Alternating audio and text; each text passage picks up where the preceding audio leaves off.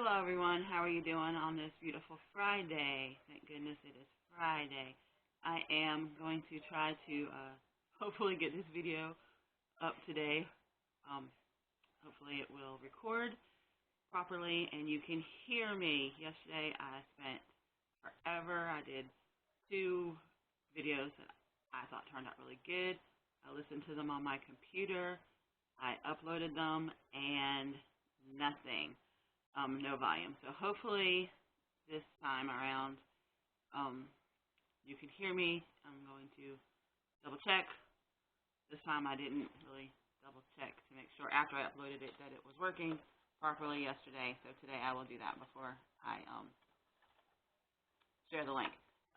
Yesterday in one of the videos I was talking about gluten free. I was trying to eat some gluten-free foods. I had heard that I'm not supposed to be eating gluten with some of the with one of the medications that I'm on for my thyroid.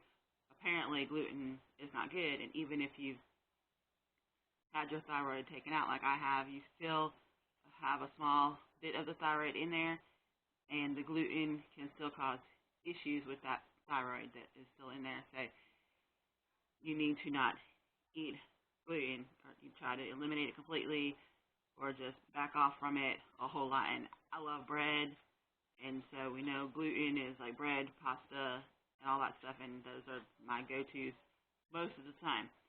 So I now need to stay away from that stuff, and so I decided yesterday that I decided the day before that I was going to try a little gluten-free stuff. So the first gluten-free thing that I tried was this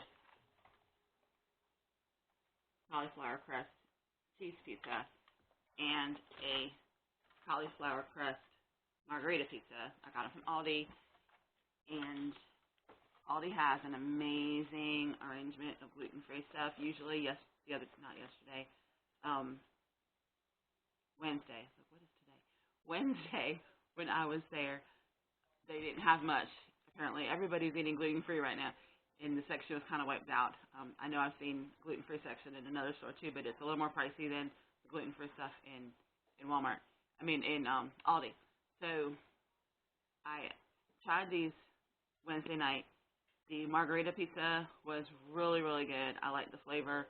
I wasn't too keen on the texture of the crust. I like my crust really crispy, and it was kind of flimsy.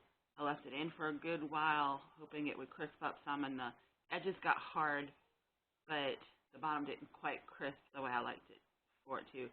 The cheese pizza, I didn't really care for that much. So I would try the margarita pizza again. I probably would not purchase the cheese again. It just wasn't quite flavorful enough for me. They had a weird smell when you cook them, but that's because it's cauliflower and, not the traditional pizza crust that you're used to, that you would smell baking. But overall, it was pretty good. It wasn't bad. Then I also, yesterday, I tried these gluten-free bagels. They're live-free, gluten-free. These are the everything bagels. And I love a good bagel, especially an everything bagel, because they smell so amazing and they taste really good.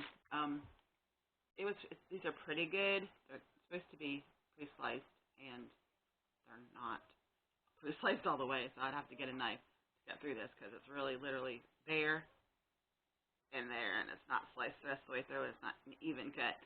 So if you are OCD, this will freak you out because it's not evenly cut and it's just messed up. But it's not a bad bagel. It doesn't taste awful. I toasted one up yesterday morning and tried it. I would like to have more of the everything on the outside of the bagel because basically there's not a lot of everything on this everything bagel. It's very sparsely there. But it tastes good. It has a good flavor. The texture's not horrible. I thought the texture was going to be awful because I have tried this gluten-free bread before, and I didn't like it. But the flavor on this one isn't bad, and the texture's not bad. So I liked this one. After trying this,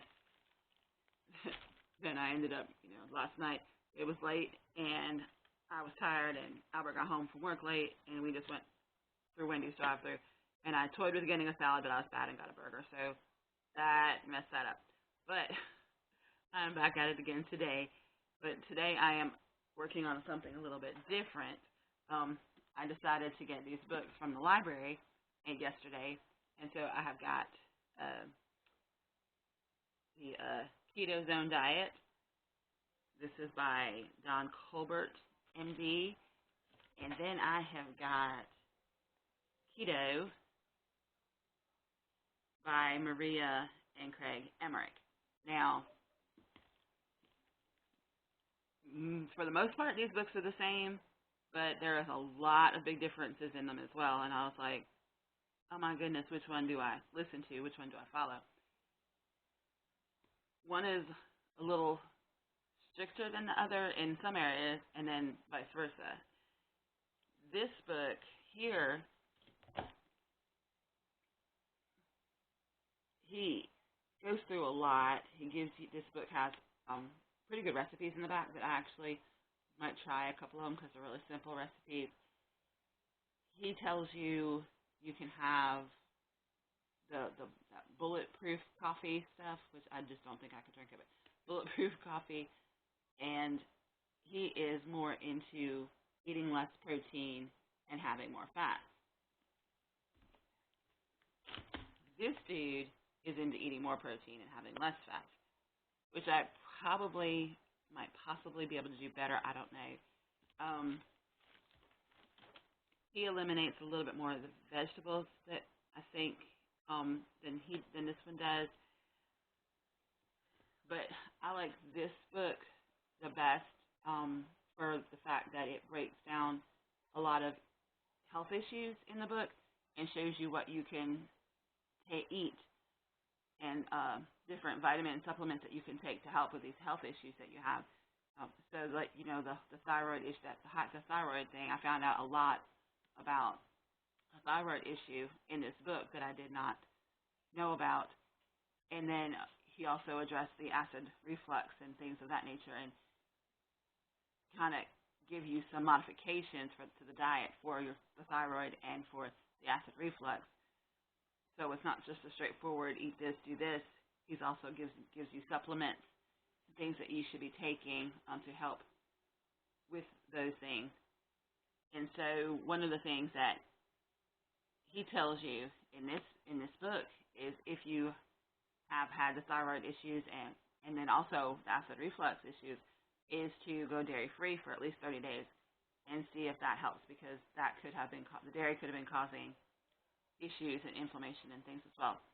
So I was like, lovely, because a lot of the recipes, that I've looked up that I've seen have cheese in them, and I cannot. That dairy-free cheese is just disgusting, and I'm not doing it. So I just will not have the cheese, I guess. So he gives you a lot of good information. The other big difference is that in this book, he tells you to eat your 3 meals, and he allows you a snack at first, and then he's like, then you won't need snacks later, and you'll more than likely, after you've been on this a while, will only want to eat 2 meals a day once you get used to it. This dude over here tells you can eat 3 meals a day, and he has your snack listed, but his 7-day beginner meal plan is only for 2 meals. He gives you 2 meals and a snack, and that's it. But he does talk about eating a dessert, a keto dessert, in the evening. He also talks about only eating within a 6-hour window. So, and talks about intermittent fasting, which is something, I know you do that overnight while you're sleeping anyway. You're fasting overnight, but he says, don't eat as soon as you get up. You give your body some more time and take a cold shower and all these different things. He also discusses menopause and all the lovely things that us older women have to deal with. And so I got a lot of good information out of this book that helped me to do some things that I should be eating or shouldn't be eating, and so it helped a lot. Uh, they both helped a lot. They both, like I said, a lot of the stuff in it is the same, but a lot of it's different. And then I went online onto Pinterest to see if I could find some recipes, and then I found other stuff that kind of was different than what they were saying. So I was like, this stuff is insane. It's hard, I guess, to figure out who is right. But I know people that have had success eating this way. I don't know with the whole salads and things like that because the way my digestive system is, it doesn't like salads um, all that much. It usually causes a lot of issues. But I'm going to give it a try and see what happens. I'm going to also mention it to my doctor on our video visit that I have with her next week and see what she thinks about this.